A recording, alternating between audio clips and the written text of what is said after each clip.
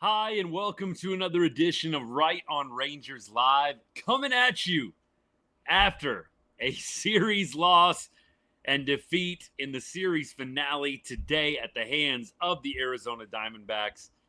Bochy said last night was one of the worst games that the team has played. What was tonight? What was today? Jeez.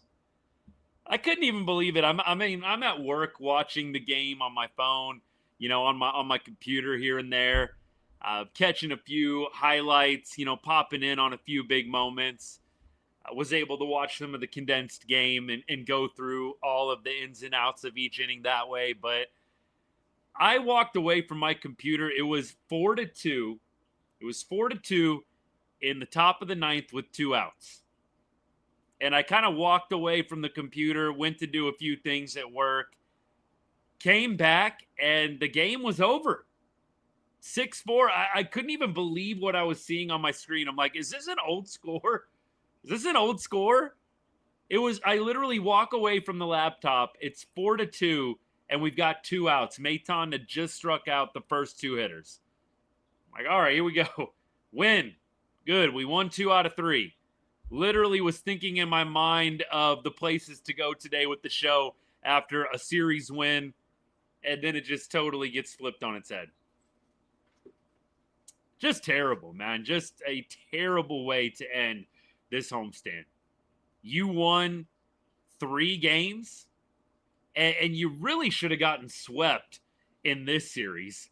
You got super fortunate. I'm not going to call Monday night's game lucky because it was one amazing comeback, and they had to, I feel like, earn every bit of that comeback. I don't want to say Monday was lucky, but I will say you are a Rowdy Tellez home run in the 9th inning away from being swept. It's pretty wild. It's pretty wild. And today, Rangers once again have the game within their grasp. And Ketel Marte plays hero for the Diamondbacks. It's a 3-run bomb to put the Diamondbacks ahead 6-4, and that was the final score in this one. Couple of things. We're going to get into comments, questions. I've obviously got a few leads, a few talking points we'll get through throughout the show. Usually, you guys go ahead and take care of some of those through the comments along the way. So feel free to drop a comment in the chat if I miss it for whatever reason. Please copy and paste it, put it in there again. I'll get to everything of substance eventually. But first, here at Right on Rangers, we cover everything Texas sports, but we put a big emphasis on the Rangers during the MLB season. And we thank you for choosing Right on Rangers for all of your Texas Rangers content. All right. With that, let me get to some comments, actually, before I go into some of my leads. Bochy left Maton out to dry. The only thing I'll say about Phil Maton remaining in the game, you really didn't have a ton of options besides throwing guys who had already thrown back-to-back days. Like a lot of people were saying, well, why didn't you throw Armstrong? The problem with throwing Armstrong is he had already thrown really on Monday and on Tuesday. And you could have thrown him, I guess, on Wednesday. We said on the show last night, maybe some of these guys have got to go 3 days in a row. But I just don't think at that point you really are going to have someone warm and loose in time. You give up the home run to McCann to make it a 4-3 game. And I think with 2 outs and the 8 and 9 hole hitters coming up, I think you're kind of assuming Phil Maton is still going to be able to take care of it. Look, I understand just the optics, just saying it. Home run, hit batter, walk. But again, against 8 and 9, you're not thinking Phil Maton is not going to be able to figure that out. He gives up the home run with 2 outs, big deal. He's got the 8 and 9 hitters coming up. I don't think there was a lot of fear at that point. You hit a batter, and even then with the 9-hole hitter up, you're thinking to yourself, Phil Maton can get the 9-hole hitter. I think when you walk the 9-hole hitter at that point, yeah, you're getting worried. But you don't have anybody else really that you want to throw in that situation. Armstrong, I don't think was available. Maybe the rebuttal is we'll make him available. Who knows where he was at health-wise? You'd love for some of these guys to be able to tough it out and go 3 days in a row. McJ, I'm with you. Look, I'm with you. You just don't know where the health is at with some of these guys. Maybe he really is not able to go. Maybe the arm's fatigued. Who knows? Maybe it's just something that they do standard. Brian, I'll go with you on this. Like, the decision last night with Wynn, I thought no brainer. You got to have Cole Wynn pitch a couple innings. But this one I think was a little bit more murky. I thought Maton, pitching to 8 and 9 made sense still. You had nobody on base. You had 2 outs. You just got to get one batter. And look, Robert Garcia is warming. Did any of us want Robert Garcia touching this game? I sure didn't. I'd rather have Phil Maton than Robert Garcia. Armstrong was really about the only other logical option, and I just don't think that they were ever willing to throw him. Why pitch to Marte? There's an argument there, but then you're loading the bases at that point, and you're going to have Corbin Carroll coming up, look, Corbin Carroll has an 870 OPS. Like, this guy's not a slouch. So I get the Ketel Marte walk scenario, but you're going to load the bases, and you're going to put, at that point, the game-winning run in scoring position. It's a tough call. I don't think it's totally a terrible idea, but you're going to walk the bases loaded, put the game-winning run, the go-ahead run, I guess I should say, in scoring position, and then face Corbin Carroll. I just don't know if that was the best recipe for success either. Colby, this is a great question, and I did want to address this. This was one of the topics that I wanted to get into today, which is, do I have any hope left, any genuine hope left? Well, look, I'm going to be honest with you guys. I said it on the show last night. I want to be consistent. You start getting around 5 games out, which the Rangers are sniffing right now. Right now, you're 4 games out. If the Yankees win today, they play the Twins right now, and they're in a delay. They very well, you get to that 4.5, 5 games out, it just starts getting tough mathematically. Right now, you're 4 games out. Yankees win. You go 4.5. Yankees lose. You stay at 4.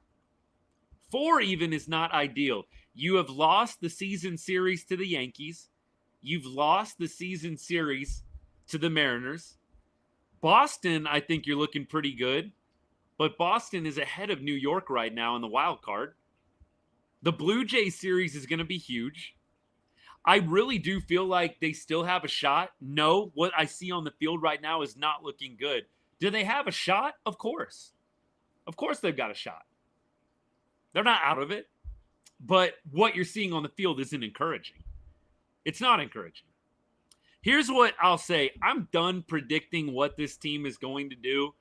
When you think that they're absolutely going to win, they lose. And when you think that they couldn't be more down and out, they find a way to win and give you hope again. I mean, look, I really don't know what you're going to get with the Rangers down this stretch. I think that they are a totally unpredictable team right now. I do know this. They've got really good pitching. You got Jacob deGrom and you've got Nathan Eovaldi that are going to be throwing in the Toronto series coming up here. I have got to think that they are going to at least scrap together a couple of wins on this road trip. I hope it's more than a couple. I feel like anytime you got those guys throwing, you've got a chance. I'm not going to give up until they're eliminated. I've told you guys that. It's just not what I want to be about, not what I want to do. And look, I know that there's some things going around on X, people clowning on the people that still have hope. Look, I'm not going to be a part of anybody going scorched earth. It's not a great series. It's not a great game. Nobody can deny that. Nobody can deny that. But it's just not how I choose to operate as a fan, as a content producer. You guys have heard me call it out when it sucks. And I've made many a reel where I'm calling out a player who's not performing well, who's in a bad slump. I've done it many times this season. We're not sugarcoating anything, but we are working in realities here. This is a team that is not very good offensively. They do have very good pitching. Phil Maton soiling the bed tonight, obviously uncharacteristic of how the bullpen has been as a whole. You do have a lot of blown saves, 23 blown saves. That's second, I believe, only to the Angels, who have 27. That is a big number. And I do think that, out of anything, probably falls back on the front office, right?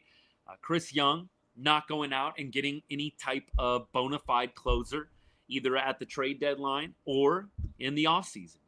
And I know we can blame ownership a little bit maybe for that, for the purse strings not being opened up.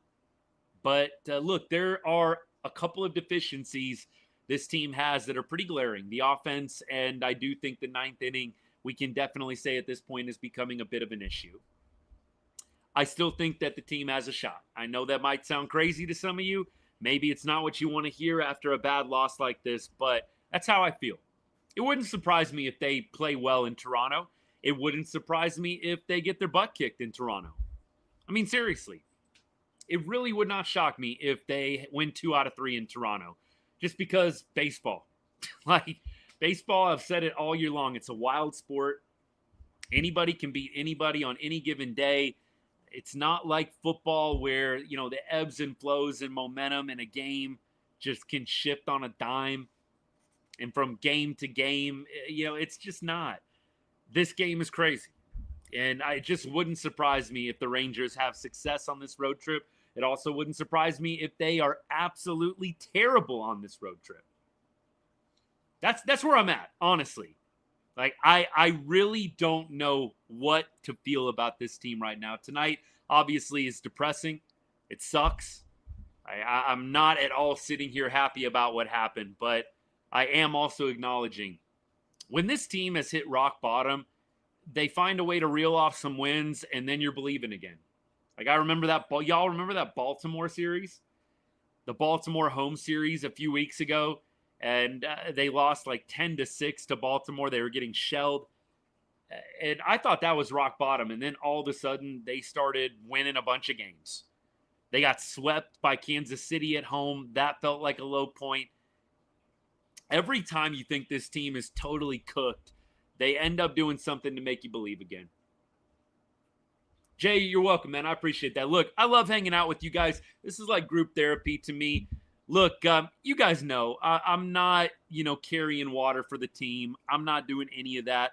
I'm just giving you how I operate as a fan. And right now, I don't want to sit around and just proclaim the season to be dead. It does me no good. It gives me no satisfaction. Do I think it's looking great right now? No. But we got games to play. And you know what? I love this team. I cannot turn my back on this team. I won't do it. I'm going to continue to cover this team like I always have. I'm going to give you guys my best. We're going to get through the finish line together. We did it last year. We're going to do it again this year. We're going to go try and win some games in Toronto. We'll be here Friday night, ready to bring you the best we can. And that's the plan. Tonight was awful, though. I cannot even believe, for all y'all who just joined in, literally, I was watching the game on my laptop at work. I had it up on game day. Blackout rules, and I didn't have my usual setup with the VPNs and everything. It wasn't working out great. And I walked away 4-2 with 2 outs. 4-3 with 2 outs. And I just thought, actually, it was 4-2 because then the home run happened with 2 outs, right? It was 4-2 with 2 outs, and I walked away for a second. Probably for 15 minutes, I walked away just thinking, okay, they got this. Maton, dude's been nails. And I came back, and it was 6-4. What happened? And literally, I watched on the game day app, Seager or whoever make the final outs, and you're just like, how did this happen, man? Absolutely brutal. All right, we keep going. Let's see. We played the Stros and owned the tiebreaker so far, but I think they could still take it from us, right, depending on how the final games go. 2 for 8 with runners in scoring position. Caden, it's weird, but that actually feels like not terrible for this team. Batting .250, I know that sounds horrible, but that actually feels like a good night for this offense, going .250 average with runners in scoring position. Yeah, Brian, I'm with you. I'm not going to go scorched earth either, my friend. And it's good to see you hanging out. Appreciate you, my guy. But this team is so inconsistent. It's crazy. That's what I mean. I just wouldn't be shocked if they go up to Toronto and do well. Just because this team is so freaking weird. You think that they are totally going to mail it in, and then they start winning 3 or 4 games in a row. And you're like, why can't we do this? Not like every night. You're not going to win every game, but just consistently, man. Consistently. Hey, I thought that the Evan Carter effect was alive and well. Evan Carter now 27. The team is now 27-18 in Evan Carter starts. They were 27-17 when Evan Carter starts a game this season. And it looked like it was about to be 28-17 until the 9th inning happened. It's good to have Evan Carter back. I really do think Evan Carter makes such a big difference. I got to say this. This was one of my big points. This was the other one that I wanted to share with y'all. Getting into some of the little things here. And this isn't a little thing. I'd love to see Evan Carter leading off. I really would. I'd love to see Evan Carter, obviously against righties. They're still going to sit him against lefties. I'd love for him to lead off. I know Josh Smith got a hit tonight, and that's great. I personally would love to see a different style of player in the leadoff spot. Josh Smith doesn't steal bases. Look, Josh Smith, he's got obviously some numbers going for him. One of the higher batting averages on the team. Personally, y'all, I'd love to see EC start leading off. I think that is the goal long-term anyways. That's the goal, right? Evan Carter's a leadoff hitter. Dude is one of the fastest guys in the game. Has a great contact swing. He's a line drive hitter. He is a guy that you want leading off eventually at some point. And for me, I love Josh Smith. This is not a Josh Smith rant. This is not a Josh Smith hit piece. This is just Josh Smith is not the guy you want leading off right now. He is not a prototypical leadoff hitter. You want other guys in the leadoff spot. I want Evan Carter there. That's me. That's one of the biggest takeaways I have from this game as I watch Evan Carter play. And, of course, Evan delivers a beautiful, beautiful hit to start the scoring off. That was just, so well-timed. I love that. I want to see Evan Carter in the leadoff spot. Look, the quality of ABs from Evan Carter feel like the team's best. Feels like you get your most quality ABs from Evan. He works counts, right? He works counts. He draws walks. He has that extra base opportunity in him. He's got the ability to drive the ball down the line, work doubles, triples. Look, Josh Smith over the last 2 weeks, sub 500 OPS, right? Sub 500. And look, bad contact from him too. It's been weak contact. Yes, he's gotten a couple of hits. Josh Smith over the last 2 weeks has drawn 3 walks. You do not want a guy leading off that can only draw 3 walks in a 14-game span. And I love Josh Smith. I think he's serviceable from lower in the order. I want Evan Carter leading off. I would love to see that happen. That's one of the biggest takeaways for me in this ball game. The other thing, Seager and Simeon. This is actually something that I read from Jamie Newberg, who I would highly recommend, and I couldn't agree more with him. And I want to make sure he gets credit for this one. But Seager and Simeon, he makes a really good point. Both Seager and Simeon, free swingers, first pitch swingers. And really, when you look at, I think even the game today, I think it was the game today. They've had a number of instances of this, but literally both of them will hack at that first pitch, go out, 2 pitches, 2 outs, and then they're turning it right back over to the starting pitcher, to Merrill Kelly. I think Merrill Kelly had like a 28-pitch inning. Seager and Simeon came up in the bottom half after Merrill Kelly pitched 28. They both swung at the first pitch, and they both got out. Is it time to break those guys up, was Jamie Newberg's point. And I agree with him. I think it might be time to break up Corey Seager and Marcus Simeon hitting back-to-back. It's been what they've done so often. Seager obviously hitting behind Simeon for a long, long time. And now it's Simeon hitting behind Seager. I think it might be time to break the band up. It's okay to hit those guys separately, and it might actually benefit the lineup and benefit the pitcher. Again, Merrill Kelly throws 28. Seager and Simeon literally 2 pitches, 2 outs. And Merrill Kelly's got to go right back out there. I think somebody else came up, maybe Jock Peterson. It was like a 4-pitch inning. It was like Seager, Simeon, Jock Peterson, 2 pitches, done. Those are the 2 lineup moves that I'd like to see happen. All right, there's your analysis. Simeon should be traded in the offseason. Nobody's going to take him, McJ. Who is going to take Simeon right now? And that's no disrespect to Marcus. Nobody wants this contract. Nobody wants this contract. You're going to have to pay another team to take him off your hands. We keep going. Smith will be traded in the offseason. I don't think so, but could be wrong. I think they like Josh Smith a lot. I think they view him as that ultimate Swiss Army knife, can play anywhere. I don't think that they're going to trade a guy like that. I think that they will maybe toy around with some other trades. I cannot see Josh Smith getting traded. I mean, look, if he did, it's not going to rock my world, but I just don't think they're going to. We keep rolling. They swept the Blue Jays. Yeah, I mean, look, there is a possibility for the Rangers to do well this weekend.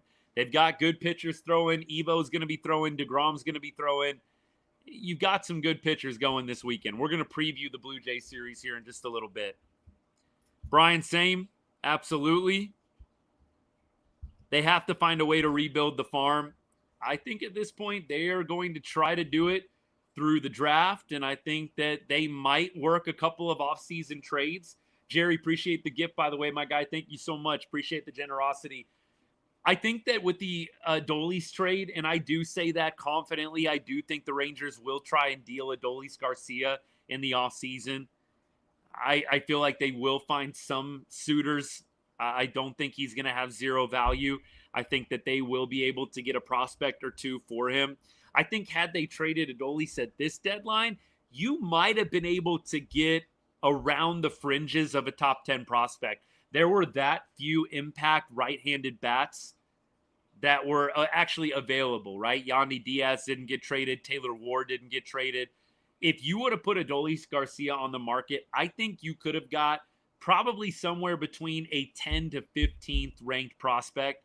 Maybe you could have finagled a top 10. Maybe. I think you could have gotten it done had you put Adolis on the market. It was a seller's market. If you would have traded him, I think that you could have probably gotten somebody decent. But they obviously didn't, and so that's neither here nor there.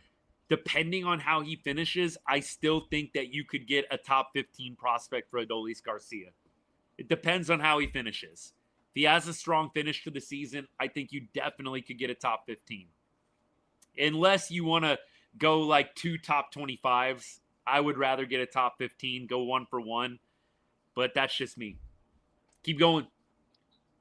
Rangers should have been sellers, you mean? Oh, they should have been buyers, just bought the wrong people. I see what your comment is. Yeah, they didn't have all the guys that they wanted to get available. I don't know what happened with Bednar. I think they wanted to get Bednar. It didn't work out.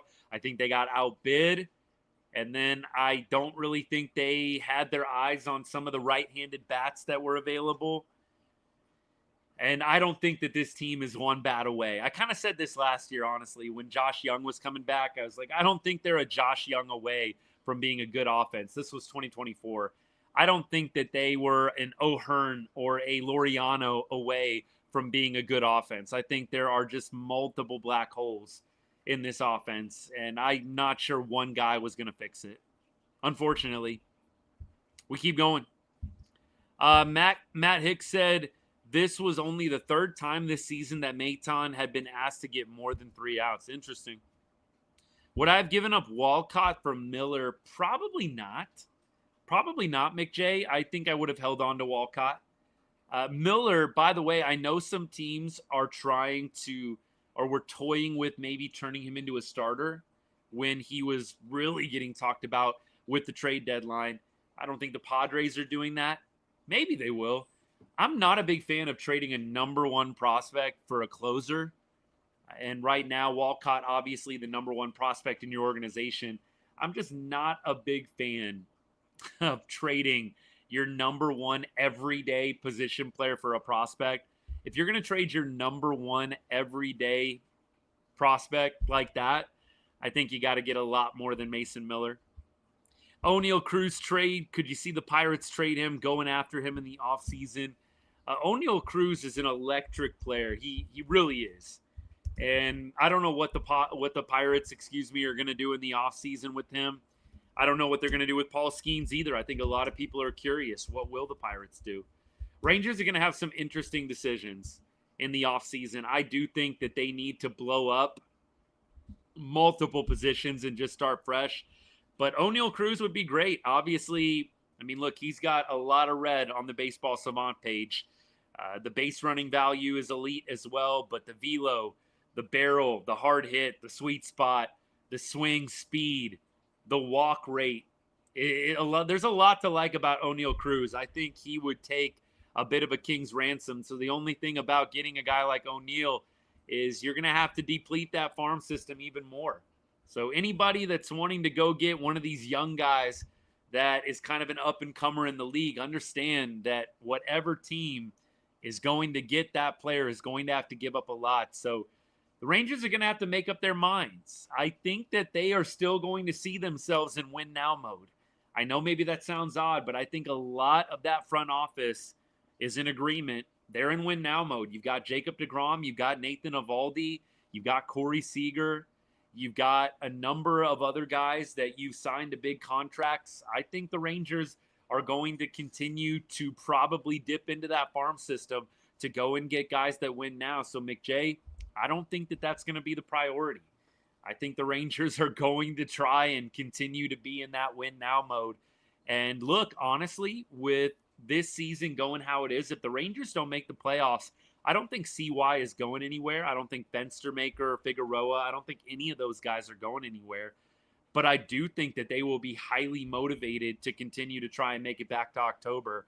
And I think you're going to continue to see the Rangers make moves according to that. I think you're going to see them continue to pursue trades and continue to pursue free agents and get after it, trying to get back to October. Keep going. Appreciate all y'all hanging out. What should the Rangers do this offseason? Blow up the roster a little bit, Armani. Like a little bit. Where did I get this hat? This was a giveaway. And one of my really good buddies sent it to me. He got like a bunch of them, or I forget what the exact situation was. But yeah, that was it. Pretty sweet hat. One of my favorites. Where can I scoop a hat? Oh, a bunch of y'all like this hat. I think it was a giveaway, man. I'll have to ask my buddy. I don't think they sell them. I think it was a giveaway at Globe Life. But I really love this hat. Good trucker hat. The trucker hats have been growing on me, man. They really have been. I used to be kind of a fitted hat, new era snob. The trucker hats and, other, like the 47 hats, they've been growing on me a little bit, honestly. Yeah, Ed, yeah, CY, I think, did mention that, and I am in agreement. That's why I think the Rangers are going to blow things up a little bit in the offseason. I think they're going to reset catcher, reset right field. I think they're going to have to make a tough decision about first base. Jake Berger obviously had a nice game today, had the walk-off the other night. Berger, I think, is going to be a tough call. I think the Rangers may stick with him just because he's so controllable, but I think first base is going to be another tough decision. Are you really good with Jake Berger being the long-term first baseman? Or do you want to go out and get somebody else? I think the Rangers are going to have a tough decision in that regard. Keep going. Where do you get the... let me keep going. I missed it. Sorry. My comments went all the way to the bottom. Seems like the team come to our ballpark, batting practice all over the field. Yeah, look, the Diamondbacks, like last night, I didn't feel like the Diamondbacks were that good on offense. They just got a really big swing from Ketel Marte. I really felt the same way today. I didn't feel like the Diamondbacks were elite offensively today. They just got a 3-run homer from Ketel Marte. And Phil Maton totally lost control of his pitches with 2 outs in the ninth. Just the most inopportune moment to totally soil the bed and lose the feel of your pitches. Yeah, Carter did have a good game back. He did have a good game back. That was great. I think Evan Carter needs to be your leadoff hitter moving forward. I'd like to see the Rangers break up Marcus Semien and Corey Seager and stop hitting them back to back. I think both of them obviously love being first pitch swingers. And with how both of them are playing right now, Semien more so than Seager, not totally obviously living up to standard. I think you just got to break those two up. You got 2 first pitch swingers back to back. It's just not a great combo anymore without Marcus Semien hitting close to 300. Semien, I think, does need to get moved down. It gets a little bit tricky what you do, but I think you've got to move Evan Carter up. I still say I would move Corey Seager back to third. I want more people batting in front of him to give him more RBI opportunity. Ideally, like in a perfect world where everybody's clicking, I think you go Evan Carter, Wyatt Langford, Corey Seager. If Wyatt is really clicking on all cylinders, I think the long-term no-brainer 1, 2, 3 is Evan Carter, Wyatt Langford, Corey Seager. You want chaos up at the top of the order, guys that can steal, guys that have intangibles. Wyatt, to me, just you got to reel a couple of things in. But long-term, I think absolutely Carter, Langford, Seager is the play. You don't know if it's going to happen this year. I have my doubts on that. But I think having that speed up at the top of the order and then Corey Seager coming up, hitting behind them, I don't think there's anything more ideal than that. Semien definitely does need to get moved down. Marco, I'm with you. I'm not giving up. Not giving up hope. You guys know, everybody that follows me, you guys know, you knew I wasn't giving up, right? You had to know I was not giving up. You know, if you were with me last year, you know I don't give up easily. Like, how long did it take me to give up last year? And I think we were in a worse position last year. Felt like we were in a worse position last year. I might have, I think maybe in September, conceded. But no, you're not going to get anything like that from me. JJ, what's good, man? Thanks for hanging out. Appreciate you. Was not a great homestand. I'm with you. Rangers should watch the Guardians game. Take note from the Marlins. Absolutely. I do hope you're right, Joe. That's a good perspective. Hopefully this game does toughen us up a little bit. I think Wyatt was available to hit today, actually, Natalie. I think he was available to hit if they needed a pinch hitter. But, yes, I did see the forearm soreness. Yeah, JBJ, 100%. It should be Carter, Langford, Seager in an ideal world where Carter's on, Langford is going well. You want your 2 fastest guys who have like the ability to get on base and steal bases. You want those guys up at the top of your order, and you want Corey Seager hitting right behind them to maximize his RBI potential. That, I think, is what the Rangers need to aim for going into 2026. How do we get those 3 guys and just get the best version of all 3 of them? Langford, obviously Carter leading off, Langford in the 2-hole, Seager in the 3. Be beautiful. Pretty sad the Rangers are only 2 wins better than the Rockies over the past 10 games. Happens. Rangers are, I think, 3-7 in their last 10. Brian, I kind of wondered about this. The question on YouTube for all y'all on TikTok that can't see. Is Adolis on the IL more of a giving him a break move? It did feel like that escalated really quickly. Like super quick from playing last night to sprained ankle, you're on the IL. I think it might be a little bit of your ankle's a little sore. You probably could play, but you're absolutely not getting it done at the dish. So we're putting you on the IL.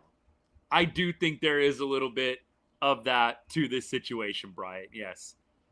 I mean, it did feel like it came out of nowhere, right?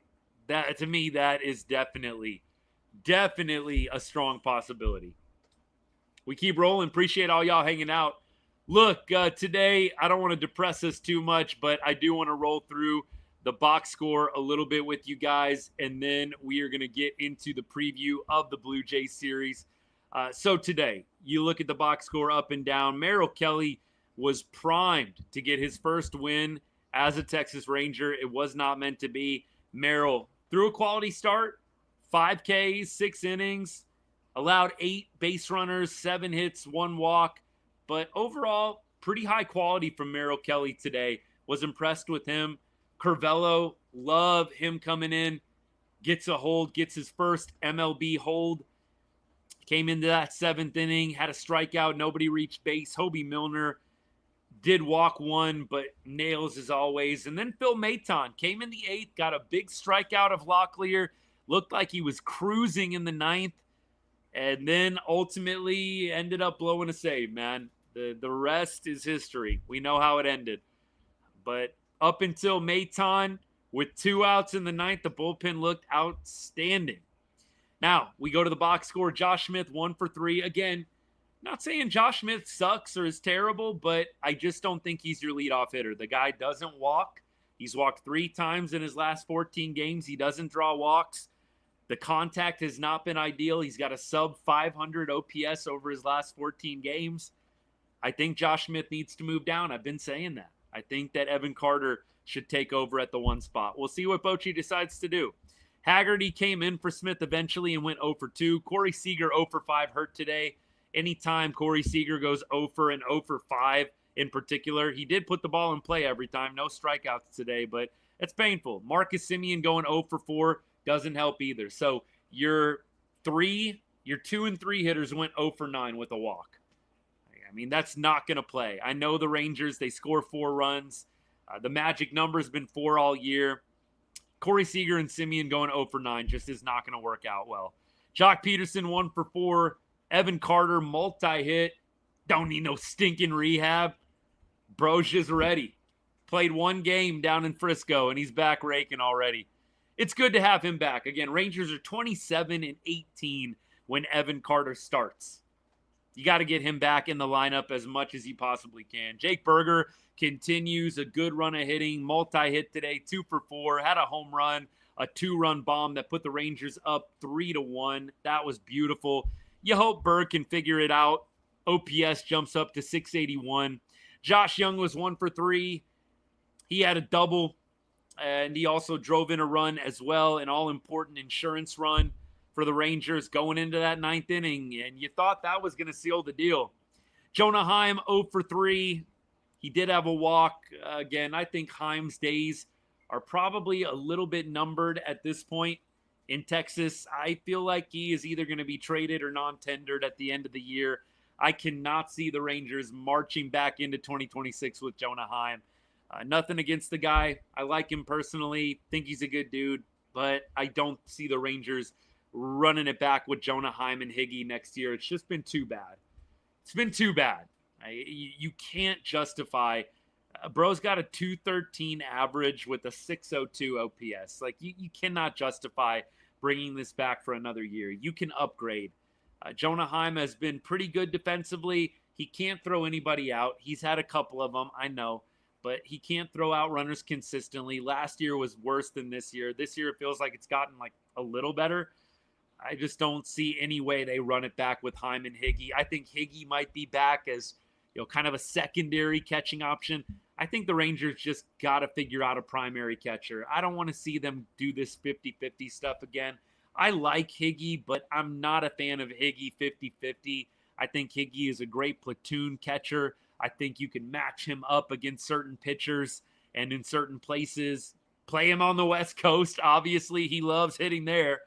I just don't think Higgy is a 50-50 guy. Right now, Ed, I agree with you. For what we've got right now, Higgy should be starting. I just am saying long-term outlook for 2026. I don't really want to see Higgy as the starter. I don't want to see Higgy as the majority guy. Higgy is just not good enough defensively. And next year with ABS most likely coming into play, framing is not going to matter as much. And right now, that's really what Higgy has going for him behind the dish. He's an elite framer. They bring in ABS next year. It's really not going to matter as much because they're just going to challenge pitches that Higgy frames well, and they're going to be called balls if Higgy's framing them as strikes. So I really feel like they have got to find a primary catching option. Higgy can be a secondary guy, a platoon guy that you insert into the lineup here and there. Maybe you DH occasionally, but I don't want to see him come in as the 50-50 guy or the primary guy at this point. ABS, I'm looking forward to it, but there is a harsh reality for some catchers in the league. Framing is going to be less valuable when they bring in ABS. So all of this talk up that they're doing of some of these guys that are elite framers behind the dish, it's not going to matter as much when they bring in ABS into the fold. Duran, finally, he kind of cools off a little bit as well. What a throw from him out in right field, huh? That preserved the lead. What a throw, just gunning down somebody. Adolis who? Dolly who? We got Zeke Duran patrolling out there in right field.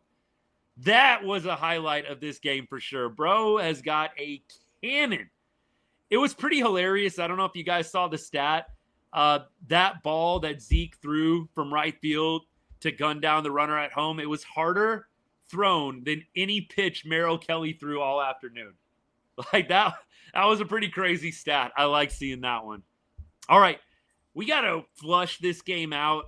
I want to just accentuate a couple of different things. Jake Berger, if that guy can figure it out, he's had a few nice games here over the course of his time being back from the IL. And Evan Carter, just such a welcome sight for sore eyes. Would love to see him get moved higher up in the lineup, preferably leadoff. Evan Carter and Jake Berger. Josh Young, a guy I think a lot of Rangers fans would like to see finish this season strong. I'd like to see it too. It's kind of wild. You look at Josh Young's career numbers. He's a career 250 hitter, and he's played 3 or 4 seasons. Is it 3 seasons now? The numbers that he has over 3 seasons, I'm pretty sure Cal Raleigh has in like 1 season. And I know that's a harsh comp, but I said it last night. I just want to see more production from my corner spots. Like I love Josh Young. You guys see the bobblehead, Texas boy, Texas Tech. I've said this so many times this year. We've got to get more production out of Josh Young. I'm sorry, you're a third baseman, you're a first baseman. We've got to get more production out of the corner spots. Have to. Carter against lefties, that's going to be tough this year. I do think next year the Rangers need to make it a goal to get Carter in every day.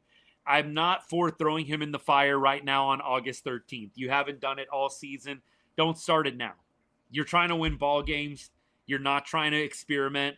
So, look, I did my fair share of yapping at the beginning of the year about Evan Carter playing against lefties, playing every day, take the training wheels off. I made a whole video on it. I'm not a fan of doing that anymore. It's too late. You're past the point of no return. You do not need to try and start hitting Evan Carter against lefties. Try it in 2026. In the offseason, make a commitment. We are playing Evan Carter every day. Make the commitment and dedicate yourself. And Evan hopefully will dedicate himself to getting better against lefties. But you can't do it now. It just doesn't make a lot of sense.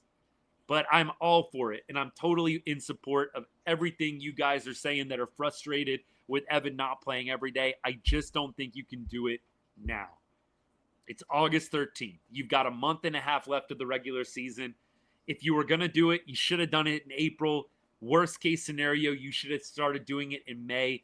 You've had a whole summer. He's been hurt. You cannot throw him in the fire against lefties now.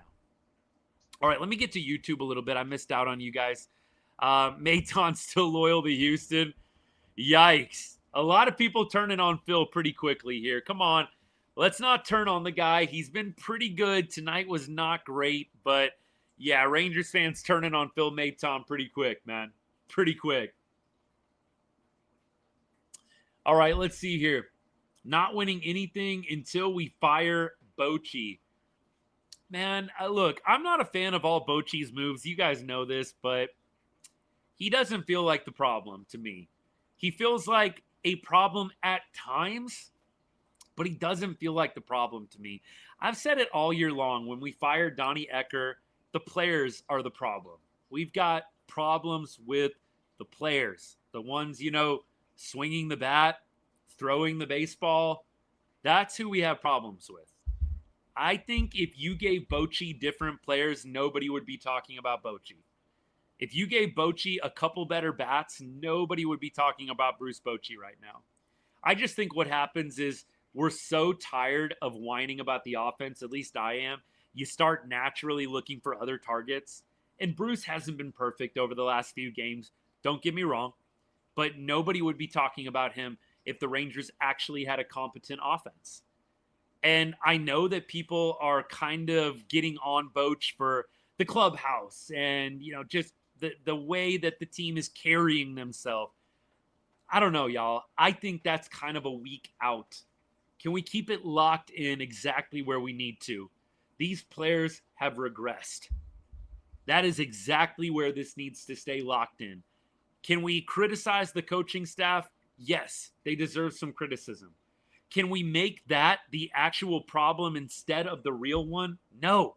The real problem is we have guys that were good in 2023 that have regressed beyond seemingly repair.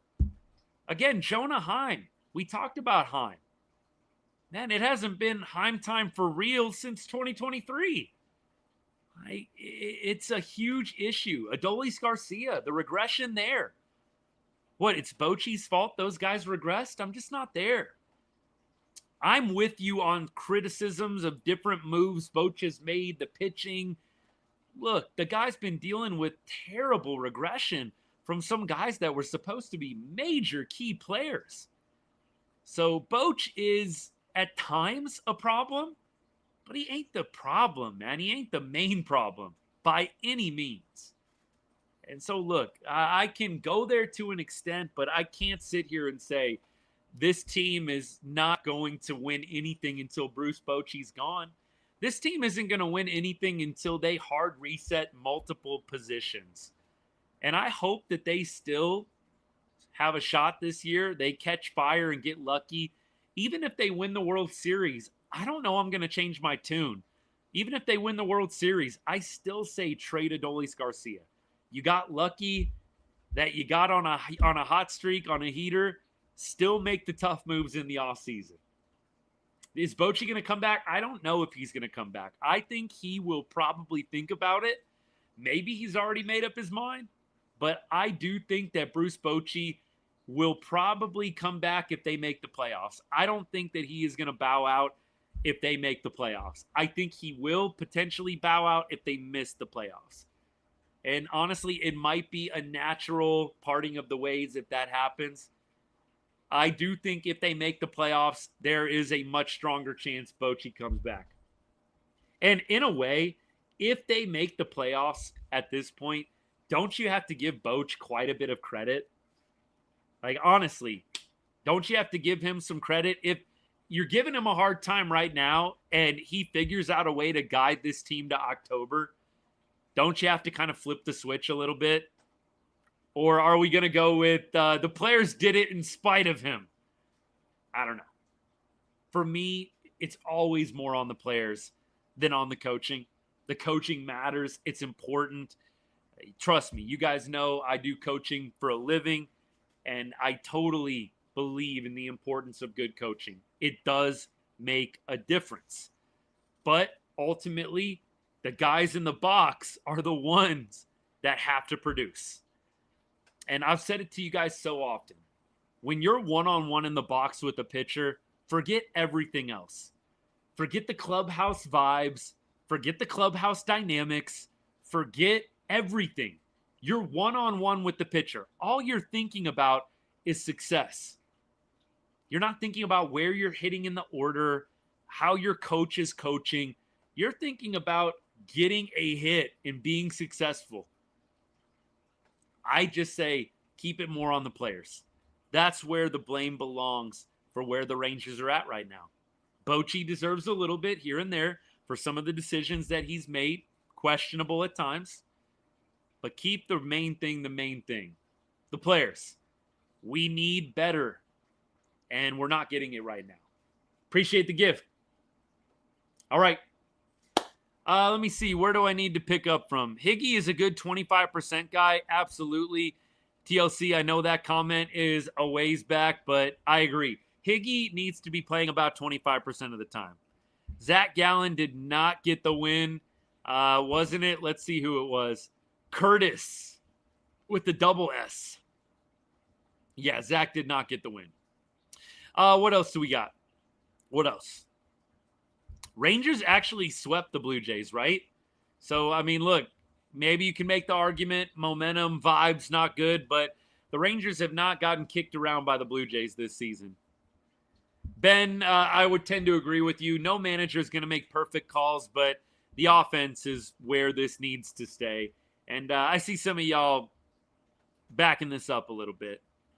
Yep, Bochy's real mistakes are thinking Garcia should be pitching. Yeah, look, he's made some mistakes. I did not think he needed to pitch Garcia last night. So trust me, I'm just saying by and large, this season as a whole, the fault should be on the players. Terrible offense. We keep going.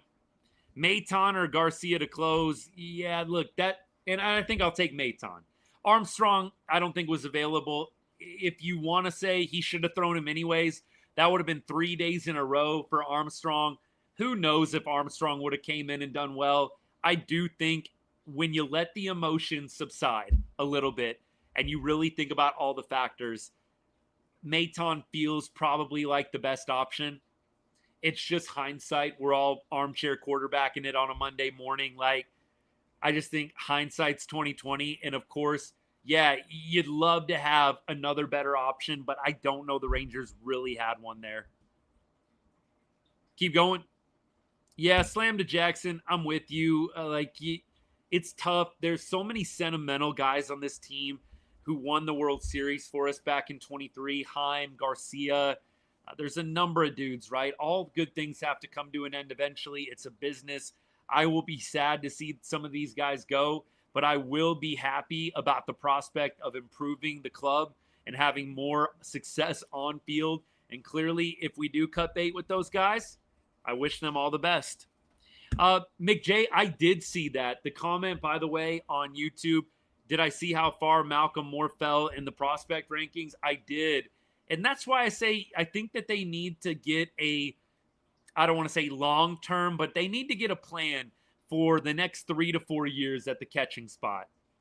I don't want to see them do this, free agent, 1 year, 2 year deals with catcher. I'd love to see them go get a catcher that's going to be the guy for the next 3 to 4 years. I don't think Malcolm is going to be ready for 2 to 3 seasons.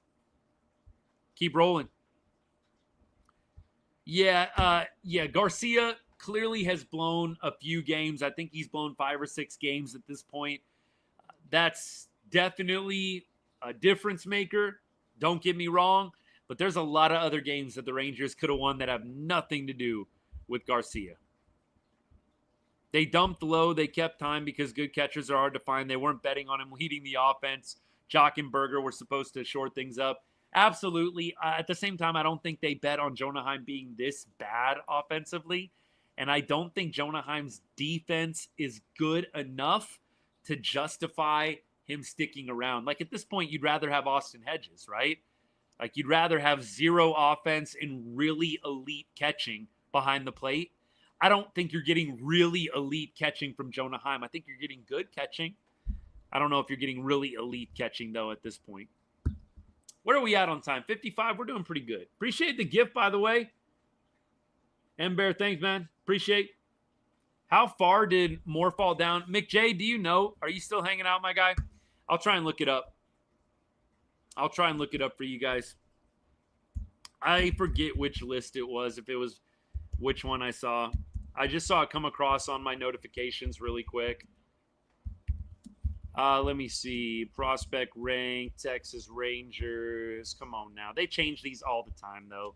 I mean, so for me, we'll see. He is now, wow. He is down to 11 on MLB.com. That's right. I saw that he fell out of the top 5. That was the notification I got. Fell down to 11, man. He was number 2 or 3, just for perspective. Malcolm Moore was like the number 2 or 3 prospect in the Rangers organization. So Gavin Feen is now number 2, Corniel 3. Corniel is on the 40-man right now. Santos is 4. AJ Russell, acquired in this year's draft, is 5. Rosario is 6. Davalillo is 7. Caden Scarborough is 8. Josh Owens, 9. Alorki Rodriguez, 10. Malcolm Moore, 11. All right, there we go. Teodo dropped to 14, by the way. Teodo dropped to 14. There you go. Shoot. Yeah, absolutely. You're welcome. Keep rolling. Let's see. What did I miss here? Yeah, 2 to 11. 2 to 11. This team would be very terrible. Slam to Jackson. Appreciate all your comments, man. Good to see you. Yeah, this team would be really bad without good pitching. This team would be terrible. I'm with you on that 100%. Yeah, Brian, I've said this a lot. You and I are totally in agreement on this. The Rangers went into this year expecting really good things from Wyatt, from Evan, from Josh Young, and they just haven't gotten above average production. I mean, Evan Carter, look, win-loss record aside when he starts, the Rangers are 27-18 when Evan Carter starts. That's pretty good, right? That's a good winning percentage. But the numbers from Evan don't necessarily grab you off the page. They were expecting bigger things from all three of those guys, and they just haven't got it. Locked, I'd love to see JT Realmuto if you're talking free agents. I'm going to look up free agent catchers right now on Spotrac and try and give you a couple other names. Obviously, you can pursue the trade market a little bit, but I definitely think for me, it's JT. I would love to get JT Realmuto in Ranger red, white, and blue. With that, let me look at a couple others. Caratini is another guy who's available. I'm not saying I want these guys. I'm just going to list off guys who are available. Hedgie's available. See, again, I'd rather go get Austin Hedges. Like, if you're not going to go get JT Realmuto, get and move on from Jonah Heim and go get Austin Hedges. Sell out for really quality defense and go get an Austin Hedges type. He's not going to do any worse than Jonah Heim. I'd like to see them get a good hitting catcher that can do both. And honestly, the only free agent catchers available are all 30 plus. It's not like there's any guys that are, young and upcoming per se that are available. JT Realmuto is 34. I mean, that's probably a 2 or 3 year deal for him. Hedgie is going to be 33. A lot of these names, they're in their early to mid 30s. You've got a couple of mutual and club options like, let's see, Danny Jansen has a mutual option with Milwaukee. Mitch Garver has a mutual option. Tom Murphy, club option. Salvador Perez, club option. William Contreras has a club option for Milwaukee. So I think that there's some options out there, but I don't know if the Rangers will go out and get one of the big fishes, man. Yeah, Carson Kelly, looking back, that might have been a pretty nice play. I don't know what Carson Kelly is doing in terms of his defense behind the dish. Let's see if I can pull it up. Let's see. Carson Kelly, actually elite, man. I mean, look, his framing isn't great. His framing is league average, but Carson Kelly, elite blocking, elite caught stealing. Carson Kelly is in the 94th percentile in caught stealing. You'd love to have that right now, wouldn't you, with how bad the Rangers have been controlling the stealing game, the base running game? Carson Kelly, 94th percentile in caught stealing. Jeez. CY is going to be on the hot seat, but JM, he's going to get a chance to rebuild, man. I just want to talk you off the ledge right now. He is going to be in the rebuild. I don't think they are going to fire him. They'll give him a rebuild if it comes to that. Daniels, look, Daniels got a rebuild. I think that you're probably going to see CY get a rebuild as well. Keep going. Yeah, McJ, a lot of those guys were 2025 picks, crazy enough. CY did wear an L letting Kelly go. You kind of you kind of wonder what the rationale was. Maybe they didn't want to pay him as much. I don't know. I really don't know. What was Carson Kelly's deal, though? Doesn't feel like he signed like some crazy lucrative contract. Free agent deal. Let's see. He signed a 2-year, $11.5 million contract. So less than Higgy, right? Higgy was, I think, 2 years, $13.5 million. So he was $2 million less than Higgy. That might have been the move. What would have probably been the move is you get rid of Heim and you sign both Higgy and Carson Kelly. That probably would have been the move. I mean, $25 million invested in catching. I don't know. That's kind of a little iffy. But Carson Kelly, 2 years, $11.5 million. It seems pretty fair based on some of the numbers that I'm seeing right here. And look, he's got a lot of red in the batting too. 93rd percentile Carson Kelly is in chase rate, 88th percentile in walk rate. Man, that would be nice to have. 84th percentile in expected WOBA. Carson Kelly, I mean, look, McJ, you said it first, that it is a massive L, letting go of Carson Kelly. It's been a massive L. He is 70th percentile in batting run value, 77th percentile in fielding run value. Carson Kelly getting let go. 2 years, $11.5 million to the Cubs. Massive L for sure. I almost don't want to dwell on it. Yeah, right, McJ. I'm sure he wanted to go pay those Illinois state taxes, man. They must have moved on. They must have just wanted to move on from him, honestly. Must have been. I think locked. I don't know which one, but it's going to be one or the other. I do not see the Rangers going into 2026 with Jonah Heim on the roster. I think Heim and Garcia are gone, and I don't know if it's going to be trade. If you trade Jonah Heim, like the best thing you could get for him is probably cash considerations, and even then, I don't know. Jonah would have to have a really quality rest of 2025.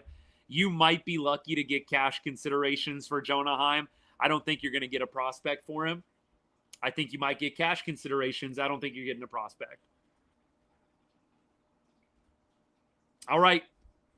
Yeah, a bucket of balls. Slam to Jackson, gold comment of the night, man. Bucket of balls. Shoot. What's good? Nolan, what's good, man? The Rays versus Athletics game tonight. I got to be honest, bro. I'm not locked in on that. I don't want to give you bad advice if you're trying to make a friendly wager, but I'll say this. Looking at the pitching matchup, Rays got a pretty good dude going in Rasmussen, 2.66 ERA. I don't know. That feels like the play to me. I like the Rays over the A's with Rasmussen on the bump. But look, I don't pretend to be an expert on Rays and A's baseball, but just optics, I'd be going Rays. Do we see Scherzer in Toronto? Let's preview the series real quick because I got to hop off here in a second. Haven't eaten dinner quite yet, so I'm going to go take care of that here in a minute. DeGrom pitching on Friday. Saturday is going to be Corbin. Sunday is going to be Evaldi. So Rangers have announced their pitching matchups. The Blue Jays have not announced any pitching matchups, so unfortunately, we're not going to know about that. But I will say this. If we look up Max Scherzer game log, we'll probably be able to find out. So let's go to MLB. He last pitched on August 8th. So it does feel like he's going to be starting against us. Does feel like he'll probably be getting the start. He hasn't started since August 8th. Look, Max has not given up more than 3 earned runs in each of his last 3 starts. He gave up 3 runs against the Tigers, 1 run against the Royals, 2 runs against the Dodgers. So Mad Max is actually on a pretty good roll right now. The ERA does look a little high at 4.21, but he's actually pitched really well. Only 6 earned runs given up over his last 20 innings. So I do think we are going to see Mad Max this weekend. Look, that'll be fun. Hopefully the Rangers can figure something out against him. Gee. I am a little worried, TLC, about the home attendance. I'm a little worried. And look, a couple people at last night's game said it was a very dead environment, just not great. I know Mike Baxick has kind of gotten on the home crowd a few times. A few of you guys have told me the energy just not there in recent games. Makes me sad because I really do, and I have been a part of seasons where the crowd and the fans just come out and there's always an energy, even in seasons where it's a little bit lackluster with the win-loss record. I really do think it is the offense. I really do think it's the offense. Scherzer is going to pitch tomorrow. Okay, so we'll miss Mad Max. That's probably for the best. You know who I wish we could miss but probably won't is Gausman. Gausman always pitches well against us. I would love to see us miss him, but we'll probably have to face him, I'm sure. We do miss him? Wow, how lucky did we get if we miss Gausman and we miss Mad Max? That's fortunate. That makes me feel a little better about the weekend if that's the case. JM, you're not messing with me, are you? You get my hopes up right now. If we miss Mad Max and we miss Gausman, that's a dub. I mean, look, at least in terms of outlook and perspective, it makes me feel better. I'm not saying we are going to win a bunch of ball games in Toronto this weekend. I hope so, but it makes me feel a lot better. Oh, he's pitching today. So we're going to miss Gausman and we're going to miss Mad Max. Yeah, TLC, for me, it's the offense, man. It's the lack of scoring. It's just the feel and the vibe of the team. I'm with you. All right, y'all. Hey, I want to say a special thank you, all my paid subscribers on TikTok, paid members on YouTube. You guys are awesome. Everybody that followed today. Hey, if you've been watching for a while and you haven't followed yet, come on now. We'll be off tomorrow, but we'll be back on Friday, and we'll hopefully be talking about a Rangers win, or we'll be talking about some really nice accomplishments from the Rangers box score on Friday night. That's the plan. I'm trying to speak it into existence here. But hey, hit that follow button. Come and hang out. Again, loved having you. Appreciate you guys. And look, a lot of ways to support the show. I'd encourage you, go back, watch the video that I posted the other day. Adolis Garcia definitely going on the IL. Puts a little bit of a damper, at least in terms of the content of the vid that I put out. But you know what? It's all good. Adolis, I don't know how long he's going to be gone, but go and like the vid. Drop a comment, even if it's just a few emojis. I appreciate the support in that way. And look, a few months ago, if you really want to take your support to the next level, you love what we're doing here on the show, consider becoming a subscriber or a member on YouTube. Bottom left corner, subscribe button, $2.99 a month. Get you exclusive access to our Ride on Rangers Discord. If you're on YouTube, I'm going to drop the link in the chat for you guys. Would love if you'd consider becoming a member. I know some of you guys are asking me about merch. That's probably going to be an off-season thing. I don't want to throw out a bunch of, half-hearted, not fully worked through. I want to make sure it's the best of the best, right? So we're going to wait on merch till the off-season, but I'm excited about that. That's in the works. But thank you for considering supporting the show. I appreciate you guys so much. The road to 10K on TikTok continues. We're, I think, right around 9,600 or so, maybe a little. I think we're actually close to 9,700 at this point. So, and it's all thanks to you guys. I really, really can't say how grateful I am enough for all of your support of the channel. Means a lot. Means a lot.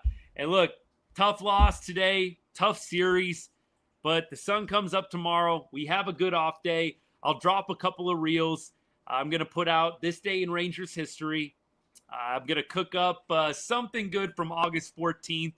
In Texas Rangers and all their seasons. We're going to find something good for you guys. I'll probably do a reel on the current team in 2025 as well. So a lot going on over the next couple of days. Appreciate your guys' support. Hop on, turn the notifications on so you get notified when we post, all that good stuff. But we're going to head out. Hope you guys have a great rest of your Wednesday night. And as I always say to end every show, God bless and go Rangers.